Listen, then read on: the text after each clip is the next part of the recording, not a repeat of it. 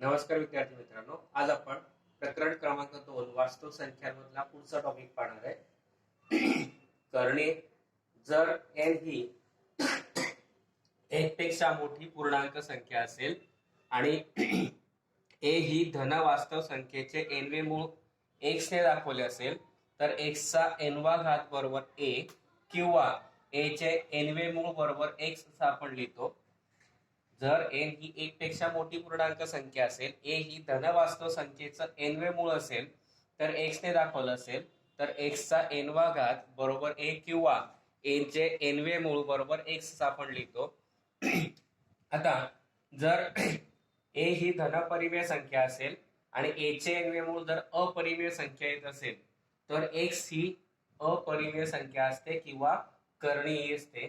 तिला आपण कर्णी असं म्हणतो. a ही धनपरिमेय संख्या असेल आणि a चे nवे मूळ ही अपरिमेय संख्या असेल. समजा आपण a ही धनपरिमेय संख्या घेतली आणि a चं nवे मूळ ही अपरिमेय संख्या येत असेल तर त्या x ला काय म्हणतो आपण कर्णी. आणि a चे nवे मूळ ही कर्णी असेल तर या जे चिन्ह असेल या चिन्हाला आपण कर्णी चिन्ह म्हणतो. n ला त्या कर्णीची कोटी म्हणतो आणि a ला त्या कर्णीची कर्णिस्थ संख्या म्हणतो. चिन्हाला आपण कर्णिस्थ चिन्ह, नंतर ह्या n ला म्हणजे कर्णी चिन्हाच्या मध्ये लिहिलेली जी संख्या असेल वरती, कर्णी चिन्हाच्या वरती बाहेरच्या बाजूला जी संख्या असेल त्या n या संख्येला कर्णीची कोटी आणि कर्णीच्या मध्ये लिहिलेली a ही संख्या असेल तिला आपण कर्णिस्थ संख्या म्हणतो. तर सजातीय कोटी, सोप्या कर्णीची कोटी व कर्णिस्थ संख्या समान होत असेल तर त्या कर्णींना सजातीय कोटी म्हणतो. आता सोप्या कर्णी कोटी मी इथे घेतलं नाहीये. सोप्या कर्णी म्हणजे काय की दिलेल्या ज्या कर्णी असतील त्यांचं संक्षिप्त रूप लिहायचं. त्या संक्षिप्त रूपात लिहिल्या कर्णीला आपण सोपी कर्णी म्हणतो. या सोप्या कर्णींची कोटी जर आणि कर्णीची संख्या जर समान येत असेल तर त्यांना आपण सजातीय कर्णी असं म्हणतो. इथे कोटी नाही कर्णी पाहिजे. सजातीय कर्णी असं आपण त्याला म्हणतो. मग आता सजातीय कर्णीचं एक उदाहरण मी इथे घेतलेलं आहे की वर्गमुळात 45 आणि वर्गमुळात 80. पहिल्यांदा त्याचे सोप्या कर्णीत रूपांतर करू. आता 45 आहे त्याची कोटी वर्गमुळात 45 आहे त्या वर्गमुळाची या 45 ची कोटी जी आहे ते काहीच दिलेली आहे. काहीच दिलेली म्हणजे इथे आपण कर्णीमध्ये तिला आपण 2 घेतो कारण हे वर्गमुळाचं चिन्ह आहे. हे वर्गमुळाचं चिन्ह आहे म्हणून त्याची कोटी आली 2. मग याचे अवयव पाडले, असे अवयव पाडले की एक संख्या पूर्ण वर्ग येईल. मग 45 चे अवयव पाडले आपण 9 गुणिले 5. मग 9चा वर्गमूळ आपला 3 वर्गमुळात 5. नंतर वर्गमुळात 80 घेतलं, परत त्याची कोटी 2 आहे म्हणून इथे 80 चे अवयव पाडताना एक पूर्ण वर्ग संख्या घेतली 16 गुणिले 5. 16चं वर्गमूळ 4 बाहेर काढलं वर्गमुळात 5. आता कर्णी ह्या 3 वर्गमुळात 5 आणि 4 वर्गमुळात 5 याच्यातली सोपी कर्णीची कोटी इथे 2 आहे, इथे 2 आहे. कर्णिस्थ संख्या 5 आहे म्हणून या दोघी ज्या संख्या आहेत त्या सजातीय कर्णी आल्या. म्हणजेच वर्गमुळात 45 आणि वर्गमुळात 80 सुद्धा सजातीय कर्णी आहे. आता दोन कर्णींची तुलना करायची असेल तर काय करायचं तर ए बी के या धनवास्तव संख्या असतील आणि ए लेस दॅन बी असेल, ए ची किंमत बी पेक्षा लहान असेल तर ए ला आणि बी ला सारख्या समान संख्येने गुणलं तर ए के आणि बी के मिळेल आणि ए लेस दॅन बी असेल तर ए के लेस दॅन सुद्धा काय येईल बी के येईल. त्याचप्रमाणे ए लेस दॅन बी जर असेल तर ए चा वर्ग आणि बी चा वर्ग केल्यानंतर ए वर्ग सुद्धा बी वर्गापेक्षा लहान मिळतो आणि याचाच उपयोग करून आपण काय करतो दोन कर्णीची तुलना करतो. उदाहरणार्थ एक मी घेतलेलं आहे ते 6 वर्गमुळात 2 5 वर्गमुळात 2 यांची तुलना करायची आहे. दोन पद्धतीने म्हणजे ए के आणि बी के चा किंवा ए वर्ग बी वर्गाचा पद्धत. आता इथे 6 वर्गमुळात 2 आहे. कर्णी कोणती आहे वर्गमुळात 2, त्याचा कोटी किती आहे 2 म्हणून बाहेरची संख्या मध्ये नेताना कर्णिस्थ संख्येत नेताना कोटी 2 आहे म्हणून बाहेरची संख्या कर्णिस्थ संख्येत नेली आणि कोटी 2 आहे म्हणून 6चा वर्ग घेतला. व 6चा वर्ग 36 आला. 36 गुणिले 2 वर्गमुळात 72 आले. तसंच 5 वर्गमुळात 5 आहे याची कोटी सुद्धा 2 आहे म्हणून हे बाहेरचे 5 मध्ये जाताना वर्गमुळात कर्णिस्थ संख्येत चिन्हात नेताना 5चा वर्ग करावा लागेल. 5चा वर्ग घेतला आपण. 5चा वर्ग गुणिले 5 25 गुणिले 5 वर्गमुळात 125 आले. आता 72 वर्गमुळात 72 आणि वर्गमुळात 125 आले मग 72 लेस दॅन 25 आले, 72 125 पेक्षा लहान आहे, जे 72चं वर्गमूळ सुद्धा 125च्या वर्गमूळापेक्षा लहान आहे. आणि वर्गमुळात 72 म्हणजेच काय, आपली मूळ संख्या 6 वर्गमुळात 2 आणि वर्गमुळात 125 म्हणजे काय, 5 वर्गमुळात 5 2 आणि म्हणून 6 वर्गमुळात 2 हे 5 वर्गमुळात 5 पेक्षा काय येतील, लहान येतील. किंवा दुसरी पद्धत आपण इथे घेतोय, ए वर्ग वजा ए वर्ग बी वर्गाचं सूत्र वापरून जे दिलेली संख्या 6 वर्गमुळात 2 त्याचा वर्ग केला, 6चा वर्ग 36 वर्गमुळात 2चा वर्ग 2, 36 गुणिला 2 72. 5 वर्गमुळात 2 आहे त्याचा वर्ग केला, 5चा वर्ग 25, 5 वर्गमुळात 5चा वर्ग 5, 25 5 125. मग 72 आणि 125 मध्ये 72 लहान आहे, 72 म्हणजेच लहान, म्हणजे 6 वर्गमुळात 2 हे 5 वर्गमुळात 2 पेक्षा काय येतील, लहान येतील. पुढचा टॉपिक आहे करणीचे परिमेयीकरण. ज्या दोन करणींचा गुणाकार परिमेय संख्या येते त्या दोन करणींना परस्परांचे परिमेयीकरण गुणक म्हणतात. जे दोन करणी असतील त्यांचा गुणाकार जर परिमेय संख्या आला तर त्या एकमेकांचे काय असतात, परिमेयीकरण गुणक. उदाहरणार्थ वर्गमुळात आणि 8 आणि वर्गमुळात 2 या दोघांचा गुणाकार जर केला तर वर्गमुळात 8 गुणे 16 आणि 16चं वर्गमूळ निघतं 4, म्हणजे 4 परिमेय संख्या आली आणि म्हणून वर्गमुळात 8 आणि वर्गमुळात 2 परस्परांचे काय आले, परिमेयीकरण गुणक. दुसरं दिलंय वर्गमुळात 18चा परिमेयीकरण गुणक लिहा. मग आता वर्गमुळात 18 आहे, त्याच्या अगोदर अवयव पाडले, पूर्ण वर्ग संख्या घेतली एक 9, 9 दुणे 18, 9चं वर्गमूळ काढलं 3, 3 वर्गमुळात 2. तर या 3 वर्गमुळात 2 ला कोणत्या संख्येने गुणलं म्हणजे परिमेय संख्या येईल, तर त्याच संख्येने म्हणजे वर्गमुळात 2 ने. 3 वर्गमुळात 2 गुणिला वर्गमुळात 2, मग 3 गुणिला वर्गमुळात 2 गुणिला वर्गमुळात 2 आले 2, 3 दुणे 6 आणि म्हणून वर्गमुळात 2 हा या वर्गमुळात 18चा काय आला, परिमेयीकरण गुणक. आता यावर आधारित आपल्या सराव संच 2.3. पुढील करणींच्या कोटी सांगा. कोटी कोणती असते तर करणीस्थ चिन्ह जे असेल त्या चिन्हाच्या ज्या व्ही आकार असतो त्या व्ही आकाराच्या मध्ये जो अंक आला असेल तो काय असेल त्याची कोटी. आता इथे घनमुळात 7 आहे म्हणजे इथे आले 3 म्हणून कोटी आली 3. इथे आता 5 वर्गमुळात 12 आहे, ह्या व्ही आकारामध्ये कोणतंच चिन्ह नाहीये, ही परिमेय त्या करणी चिन्हाच्या बाहेरची संख्या आहे 5 म्हणून इथे काही नाही, म्हणून हे वर्गमुळाचं चिन्ह आहे म्हणून त्याची कोटी जी येईल ती काय येईल 2. इथे 100चे चौथे मूळ आहे, आता व्ही आकारात 4 आलाय म्हणून 4 ही काय आली त्याची कोटी. इथे वर्गमुळात 39 आहे, इथे काहीच नाही म्हणजे 2 येईल म्हणजे कोटी 2 आली. इथे घनमुळात 18 आहे, व्ही आकारात 3 आहे म्हणून कोटी आली 3. पुढील संख्या कोणत्या संख्या करणे आहेत ते सांगा. म्हणजे सोडवल्यानंतर सोपे रूप मिळवल्यानंतर परिमेय संख्या येत नसेल तर त्या करणे आहेत. आता घनमुळात 51 आहे, 51 कोणाचाच घनमूळ नाही किंवा घन नाही म्हणून ही करणी आहे. आता 16चे चौथे मूळ, तर 16चे चौथे मूळ कसं लिहिता येईल आपल्याला, हे 16चा 1/4 घात, तर 16 जर घेतला तर 2चा चौथा घात आहे, 2चा चौथा घात त्याचा 1/4 घात, हे 4 4 कॅन्सल झाले उरले 2. आता ही 2 परिमेय संख्या आली आणि म्हणून ही काय आहे, करणी नाही. घनमुळात सॉरी 81चे 500 मूळ, आता 81चं 500 मूळ दिलेलं आहे. 81 ही कोणतीच संख्या अशी नाहीये की जिचा 5वा घात 81 येईल, म्हणून आपल्याला ते सोडवता नाही येणार म्हणून ही करणी आहे.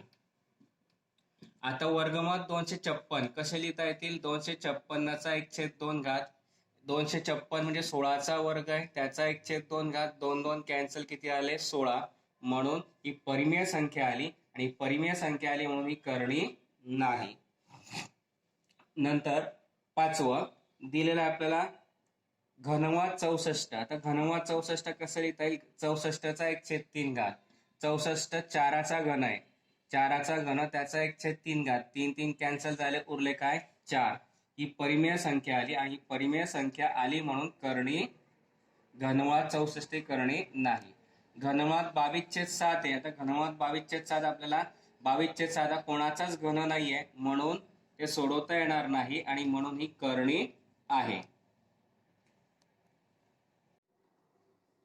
पुढचं उदाहरण आहे पुढील जोड्यांपैकी कोणत्या करणींच्या जोड्या सजातीय व कोणत्या विजातीय आहेत ते ओळखा.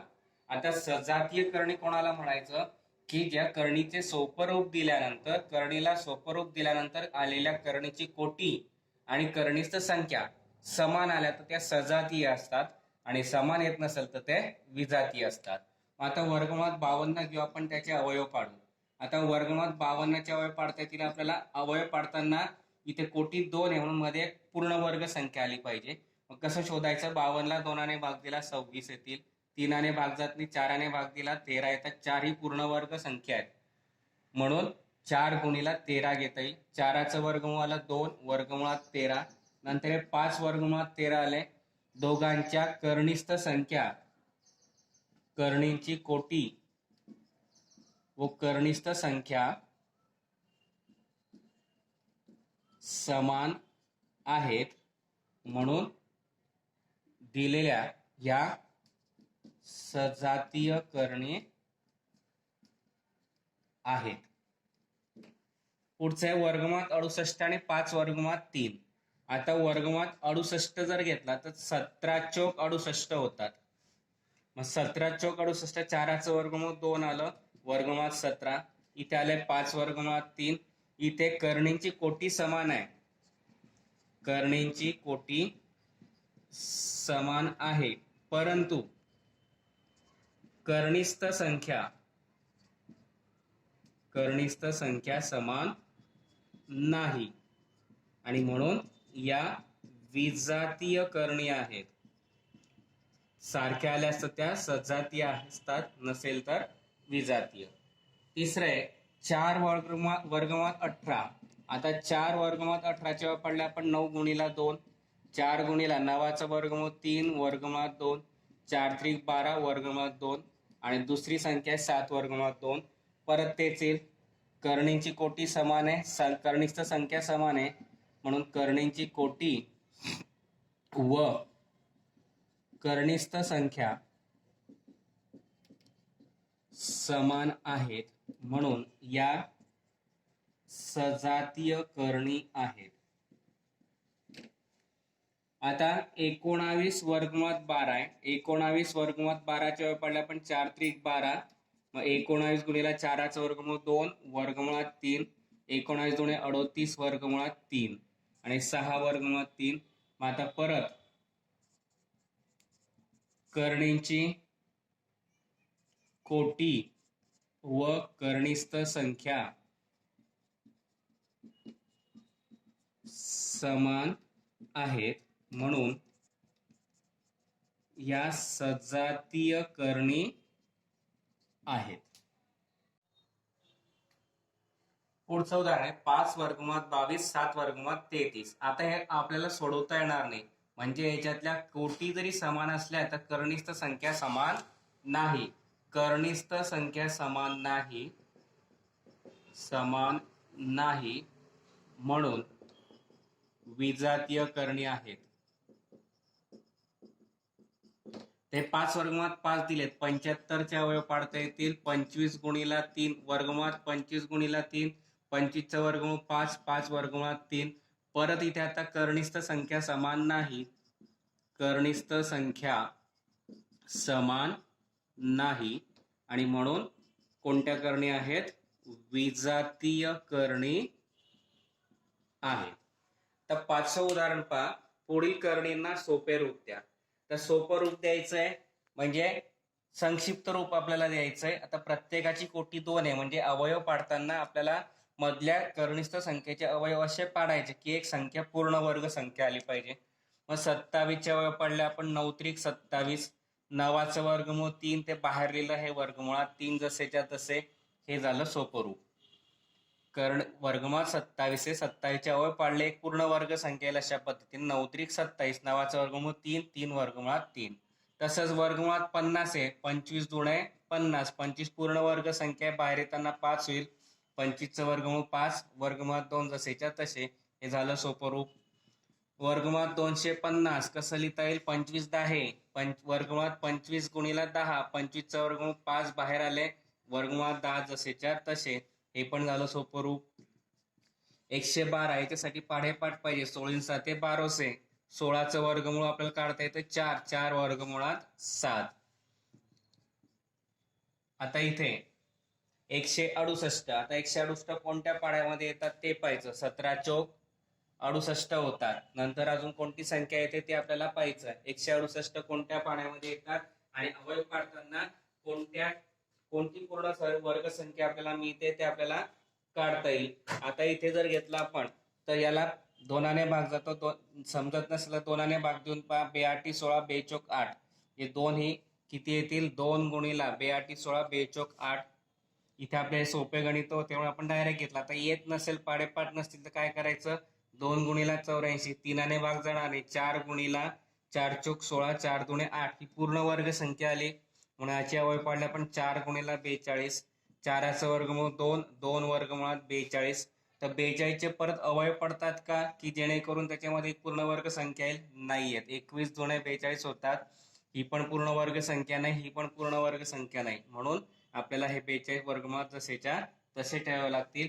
जर आपल्याला लक्षात येत नसेल तर असे 2 ने 3 ने 4 ने भाग देऊन पूर्ण वर्ग संख्या येत असेल तर ती घ्यायची, ते अवयव आपल्याला पाडायचे आहेत. हे झालं सोपं रूप. नंतर पुढील संख्यांमधील लहान मोठेपणा ठरवा. आता लहान मोठेपणा ठरवताना आपण आताच थोड्यापूर्वी आपण त्याचा टॉपिक पाहिला होता. याचा अवयव पाडाय, याचं कनिष्ठ संख्या मिळवायची, याची कनिष्ठ संख्या मिळवायची, किंवा याचा वर्ग घ्यायचा, याचा वर्ग घ्यायचा. आता 7 वर्गमुळात 2 आहे. मग आता कोटी, इथं प्रत्येक गणितात कोटी 2 आहे म्हणून मध्ये जाताना बाहेरची संख्या मध्ये लिहिताना त्याचा वर्ग घ्यायचा. 7चा वर्ग गुणिला 2. मग 7चा वर्ग 49. 49 गुणिला 2 आले 98. वर्गमुळात 98. आता 5 वर्गमुळात 3. 5 वर्गमुळात जाताना 5चा वर्ग गुणिला 3. 5चा वर्ग 25. 25 गुणिला 3 75. वर्गमुळात 75. आता वर्गमुळात 98 आणि वर्गमुळात 75 घेतले. कोण मोठे आहे? वर्गमुळात 98 मोठे आहेत. म्हणून 7 वर्गमुळात 2 हे 5 वर्गमुळात 3 पेक्षा काय आले? मोठे आले. आता इथे याचे अवयव पाडता येत नाही, याच्या बाहेर काहीच नाहीये. आता बाहेर काहीच नाही म्हणून आपल्याला काय घेता येईल? वर्गमुळात 247 आणि 274 आहे. मग 274 मोठे आहे 247 पेक्षा, म्हणून वर्गमुळात 247 लेस दॅन वर्गमुळात 274. आता हे पुढचं 2 वर्गमुळात 7 आहे. मग आता 2 वर्गमुळात जाताना 2चा वर्ग घ्यावा लागेल गुणिला 7. 2चा वर्ग 4. 4 गुणिला 7. वर्गमुळात 7 चौक 28. हे वर्गमुळात 28 जसेच्या तसे आहेच, त्यामुळे वर्गमुळात 28 बरोबर वर्गमुळात 28 आले. आता हे वर्गमुळात 28 म्हणजे काय लिहिता येईल आपल्याला? 2 वर्गमुळात 7 बरोबर वर्गमुळात 28. एकदम सोपे उदाहरण आहे. फक्त मध्ये न्यायच्या आहेत संख्या. 5 वर्गमुळात 5 आहे. आता 5 वर्गमुळात जाताना 5चा वर्ग वर्गमुळातले 5 जसेच्या तसे. 5चा वर्ग 25 गुणिला 5 125. वर्गमुळात 125 आले. तर 7 वर्गमुळात 2 आहे. 7 वर्गमुळात जाताना वर्ग होईल. 7चा वर्ग गुणिला 2. 7चा वर्ग 49 गुणिला 2. वर्गमुळात 98 आले. मग आता वर्गमुळात 125 आणि वर्गमुळात 98 मध्ये वर्गमुळात 125 मोठे आले. मग आता वर्गमुळात 125 म्हणजेच काय आपलं? 5 वर्गमुळात 5 ग्रेटर दॅन वर्गमुळात 98 म्हणजे काय? 7 वर्गमुळात 2. पुढचं उदाहरण आहे 4 वर्गमुळात 42. मग आता 4 वर्गमुळात 42 आहे. 4 वर्गमुळात जाताना वर्ग होईल. 42 गुणिला 4चा वर्ग 16 गुणिला 42. मग आता 16 गुणिला 42. 16 दुणे 32. आजच्याला 3. 16 चौक 64 आणि 3 67. तर 9 वर्गमुळात 2.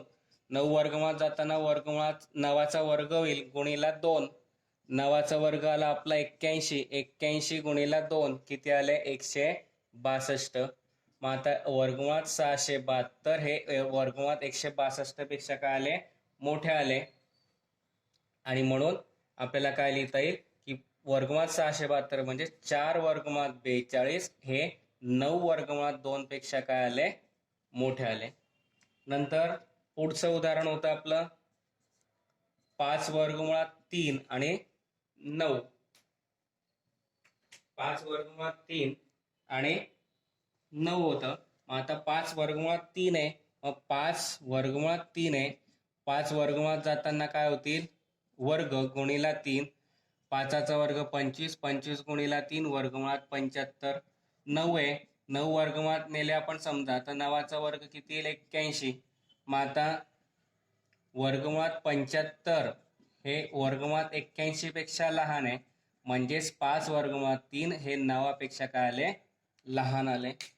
इथे वर्गमुळाचं कनिष्ठ संख्या जरी नसली तरी वरती वर्गमुळ म्हणून खाली सुद्धा आपल्याला वर्गमुळात न्यावा लागेल, म्हणून 9चा वर्ग केला आपण 81, किंवा याचा डायरेक्ट वर्ग केला तरी चालेल. वर्गमुळात 75 येतील, व 75 कोणापेक्षा मोठे ते पाहायचं. मग आता पुढचं 7वं उदाहरण दिलेलं आहे, 7 आणि 2 वर्गमुळात 5. आता 7 आणि वर्गमुळात 5 आहे. मग आता 7 म्हणजेच वर्गमुळात 7चा वर्ग किती आला, वर्गमुळात 49. तर 2 वर्गमुळात 5 आहे, 2 वर्गमुळात जाताना 2चा वर्ग गुणिला 5, 2चा वर्ग 4, 4 गुणिला 5, 4 पंचे 20, आणि वर्गमुळात 49 हे वर्गमुळात 20 पेक्षा मोठे आले, म्हणून 7 ही 2 वर्गमुळात 5 पेक्षा काय आली, मोठी आली. अशा प्रकारे हे संख्यांमधील लहान मोठेपणा आपण ठरवू शकतो. पुढचं उदाहरण आहे सोपे रूप द्या, म्हणजेच कनिष्ठ संख्या समान करून त्यांची बेरीज वजाबाकी जे काय असेल ते करायचं. आता पहिलं गणित खूप सोपं आहे. दोघांमध्ये वर्गमुळात 3 ते सामायिक काढले, इथे उरले 5, इथे उरले 8, व 5 अधिक 8 13, 13 वर्गमुळात 3. पुढचं, आता इथे 9 वर्गमुळात 5 वजा 4 वर्गमुळात 5, 125च्या आधी अगोदर अवयव पाडावे लागतील. असे अवयव पाडायचे की वर्गमुळात 5 राहिले पाहिजे. 25 5 125. आता 9 वर्गमुळात 5 वजा 4 वर्गमुळात 5 अधिक 25 वर्गमुळात 5, 5 वर्गमुळात 5. या तिघांमधनं वर्गमुळात 5 सामायिक काढले, 9 वजा 4 अधिक 5. आता 9तून 4 गेले 5, 5 अधिक 5 10, 10 वर्गमुळात 5. किंवा तुम्ही इथेच जर यांची वजाबाकी करून घेतली, इथे तुमची 9 वजा वर्गमुळात 5 म्हणजे 9तून 4 गेले 5, 5 वर्गमुळात 5, आणि 5 वर्गमुळात 5 म्हणजेच 10 वर्गमुळात 5. या पद्धतीने केलं तरी चालतं. आता इथे आपण असंच राहू देऊ. पुढचं, आता इथे सर्वात लहान कनिष्ठ संख्या 3 आहे. मग 3 येईल अशा पद्धतीने यांचे सोपे रूप तयार करायचं.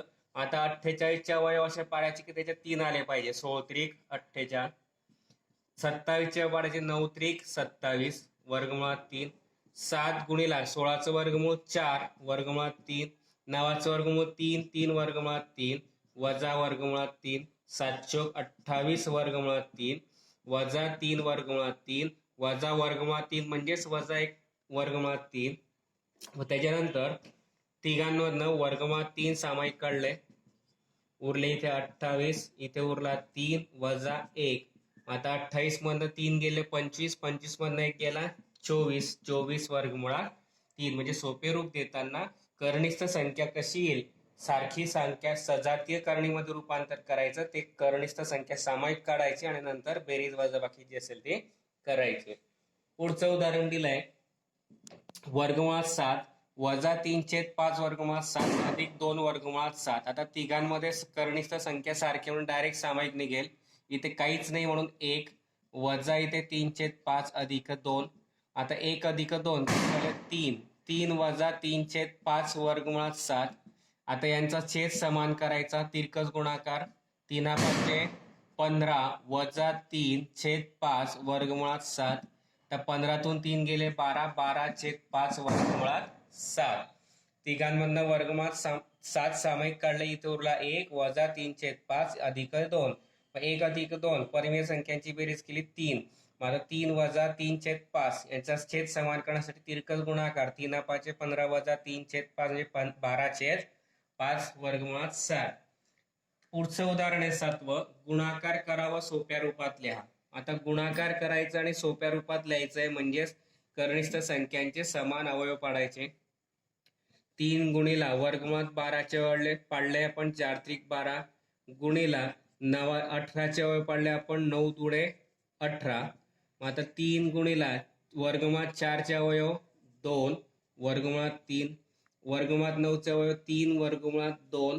तर 3 त्रिक 9 किंवा सारख्या संख्या जवळ घेतल्या 3 गुणिला 3 गुणिला 2 आणि इकडे वर्गमुळात 3 गुणिला वर्गमुळात 2. 3 त्रिक 9, 9 दुणे 18 आणि वर्गमुळात 3 गुणिला वर्गमुळात 2 वर्गमुळात 6. किंवा तुम्ही डायरेक्ट यांचा गुणाकार केला आणि अवयव पाडले तरी चालतील. त्याच्यानंतर 3 वर्गमुळात 12 अधिक 7 गुणिला 7 वर्गमुळात 15. मग आता परत यांचे अवयव पाडायचे अशा पद्धतीने. मग आता 3 गुणिला 4 त्रिक 12 गुणिला 7 15 म्हणजे 5 त्रिक 15. याचे अवयव पडणार नाहीत म्हणून आपण असे 15च्या 15 राहू दिले कारण पूर्ण वर्ग संख्या मिळत नाहीये. मग 3 गुणिला वर्गमुळात 4चे अवयव 2 वर्गमुळात 4चा वर्गमूळ 2 वर्गमुळात 3 गुणिला 7 वर्गमुळात 15. परिमेय संख्या जवळ घेतल्या 3 गुणिला 2 गुणिला 7 गुणिला 3 वर्गमुळात 15. मग आता इथे 3 दुणे 6 साईन 7 42 आणि वर्गमुळात 15 त्रिक 45. मग आता वर्गमुळात 45चे परत अवयव आपल्याला पाडता येतील. किती पडतील? 42 गुणिला 9 वर्गमुळात 5. मग आता 42 9चं वर्गमूळ 3 3 वर्गमुळात 5 3 दुणे 6 4 त्रिक 12 126 वर्गमुळात 5. किंवा हेच गणित अजून वेगळ्या पद्धतीने सोडवता येईल ते पाहू आपण. आता ते कसं सोडवता येईल ते पहा. 3 वर्गमुळात 12 हेच गणित मी इकडे घेतो. 3 वर्गमुळात 12 गुणिला 7 वर्गमुळात 15. मग आता 3 गुणिला 7 घेतले गुणिला वर्गमुळात 12 गुणिला वर्गमुळात 15. 7 त्रिक 21 आणि वर्गमुळात 15 गुणिला 12 येतील आपले 180. मग आता याचे अवयव पाडायचे. 21 गुणिला 180चे अवयव पाडले आपण 36 गुणिला 5. मग 21 गुणिला 36चं वर्गमूळ 6 वर्गमुळात 5 21 सक 26 असे वर्गमुळात 5 जसेच्या तसे. पहा दोघांचे उत्तर कसे आले? समान आले. त्याच्यानंतर पुढचं उदाहरण आहे आपलं तिसरं. 3 वर्गमुळात 8 गुणिला वर्गमुळात 5. आता इथे 3 वर्गमुळात 8 गुणिला मी 5 करून घेतले. 8 पंचे 40. 40च्या अवयव पाडले मी 4 गुणिला 10 एक पूर्ण वर्ग संख्या आली. 4 गुणिला 3 गुणिला वर्गमुळात 4चं वर्गमूळ 2 गुणिला वर्गमुळात 10. मग 3 दुणे 6 6 वर्गमुळात 10. किंवा तुम्ही आधी 8चे अवयव पाडले 4 दुणे 8 4चं वर्गमूळ बाहेर काढा तेही चालेल. आता इथे 5 गुणिला 2 गुणिला वर्गमुळात 8 गुणिला वर्गमुळात 8 5 दुणे 10 आणि वर्गमुळात 8 गुणिला वर्गमुळात 8 म्हणजेच किती? 8 आणि 10 8 किती झाले? 80. अशा प्रकारचे छोटेसे आणि सोपे असे गणित आहेत. पुढचं उदाहरण भागाकार करा. पहिलं आहे वर्गमुळात 98 भागिला वर्गमुळात 2. आता वर्गमुळात 98 भागिला वर्गमुळात 2 असं लिहिता येईल 98 भागिला 2 किंवा सेपरेट राहू दिलं तरी वर्गमुळात 98 छेद वर्गमुळात 2. आता याचा भागाकार केला तर किती येतील? 49. किंवा इथे याच्या अवयव पाडले 14 7 98 आणि भागिला वर्गमुळात 2 असं केलं तरी चालेल. पण ही पद्धत सोपी जाईल म्हणून हीच राहू द्या. 98 भागिला 2 किती आले? 49. 49 जुने 98 होतात आणि 49चं वर्गमूळ किती आलं? 7. पुढचं आहे वर्गमुळात 125 भागिला 50. मग 125 भागिला 50 अवयव पाडले 25 गुणिला 5 आणि 25 गुणिला 2. 25 25 काय झाले? कॅन्सल. वर्गमुळात 5 छेद वर्गमुळात 2 हे तुम्ही सेपरेट लिहिलं तरी चालतं. सोपे उदाहरण आहे पुढचं. वर्गमुळात 54 भागिला 27. 54चे अवयव पाडता येईल 27 दुणे 54. 27 जसेच्या तसे. 27 27 कॅन्सल झाले वर्गमुळात 2. नंतर वर्गमुळात 310 भागिला 5. आता 310 भागिला 5 करता येईल. 5चे भाग पाडले तर 5 सक 30 5 दुणे 10 62 गुणिला 5 छेद 5. 5 5 काय होतील? कॅन्सल. उरले वर्गमुळात 62. याचे अवयव पाडता येत नाही. वाटल्यास भागाकार करून पाहायचा. 5 सक 30 उरले 10 5 दुणे 10 म्हणून 62 गुणिला 5 भागिला 5 5 5 कॅन्सल. उरले किती? 62. वर्गमुळात 62. पुढचं उदाहरण आहे छेदाचे परिमेयीकरण करा. म्हणजेच काय? छेदामध्ये परिमेय संख्या आणायची. थोडक्यात काय? छेदस्थानी जी कनिष्ठ संख्या असेल त्याच संख्येने अंशाला आणि छेदाला गुणायचं. माझा 3 छेद वर्गमुळात 5 आहे. अंशाला आपण वर्गमुळात 5 ने गुणायचं. छेदाला सुद्धा वर्गमुळात 5 ने गुणायचं. अंशाला व छेदाला वर्गमुळात 5 ने गुणून. मग आता वर्गमुळात 5 गुणिला वर्गमुळात 5 5 होतील आणि 3 वर्गमुळात 5 हे झालं छेदाचं परिमेयीकरण. म्हणजेच काय, छेदस्थानी परिमेय संख्या आपण आणली. काय करायचं लक्षात ठेवा, छेदस्थानी जी कर्निष्ठ संख्या असेल त्याच कर्निष्ठ संख्येने अंशाला आणि छेदाला गुणायचं. छेदस्थानी कर्णिक चिन्ह निघून जातं आणि वरती अपरिमेय संख्या आली तरी चालते. आता इथे वर्गमुळात 14 आहेत म्हणून 1 वर्गमुळात 14 गुणिला परत वर्गमुळात 14 वर्गमुळात 14 अंशाला व छेदाला कितीने गुणायचं, वर्गमुळात 14 ने गुणून. मग आता इथे किती येतील, वर्गमुळात 14 एक वर्गमुळात 14 आणि वर्गमुळात 14 गुणिला वर्गमुळात 14 वर्गमुळाचं चिन्ह निघून जाईल. तिसरं 5 वर्गमुळात 7 आहे, छेदस्थानी वर्गमुळात 7 आहे म्हणून अंशाला आणि छेदाला वर्गमुळात 7 ने काय केलं आपण, गुणून घेतलं. मग अंशाला व छेदाला वर्गमुळात 7 ने गुणून. मग आता 5 वर्गमुळात 7 जसेच्या तसे, वर्गमुळात 7 गुणिला वर्गमुळात 7 7. एकदम सोपे गणित आहेत. पुढचं आहे 6/9 वर्गमुळात 3. आता इथे फक्त कर्निष्ठ संख्येने गुणायचं आहे म्हणून इथे वर्गमुळात 3 आहे म्हणून वर्गमुळात 3 नेच गुणायचं, 9 घ्यायचे नाही कारण ती परिमेय संख्या आहे. अंशाला व छेदाला वर्गमुळात 3 ने गुणून. मग आता इथे 6 वर्गमुळात 3 जसेच्या तसे राहू दिले, हे 9 जसेच्या तसे, वर्गमुळात 3 गुणिला वर्गमुळात 3 3 आणि या 3ने 6 ला भाग दिला 2, आला आपला 2/9. 2 वर्गमुळात 3/9. काय केलं आपण, इथे 9 वर्गमुळात 3 आहे, फक्त परिमेय संख्या आणायची म्हणून कर्निष्ठ संख्या जी असेल तिनेच अंशाला आणि छेदाला गुणलं. मग इथे अंशात वर्गमुळात 3 आहे म्हणून वर्गमुळात 3 ने अंशाला आणि छेदाला गुणलं. 6 वर्गमुळात 3/9 वर्गमुळात 3 गुणिला वर्गमुळात 3 3, त्या 3ने 6 ला भाग दिला 2, मग 2/2 वर्गमुळात 3/9. पुढचं आहे 11 वर्गमुळात 3. मग आता वर्गमुळात 3 आहे म्हणून अंशाला आणि छेदाला व छेदाला वर्गमुळात 3 ने गुणून. मग आता 11 वर्गमुळात 3 जसेच्या तसे आणि हे वर्गमुळात 3 गुणिला वर्गमुळात 3 म्हणजे काय आले 3 आणि 30 काय आली परिमेय संख्या म्हणून उत्तर आलं 11 वर्गमुळात 3/3. अशा प्रकारे आपण हे सराव संच 2.3 मधील उदाहरणं पाहिलेत.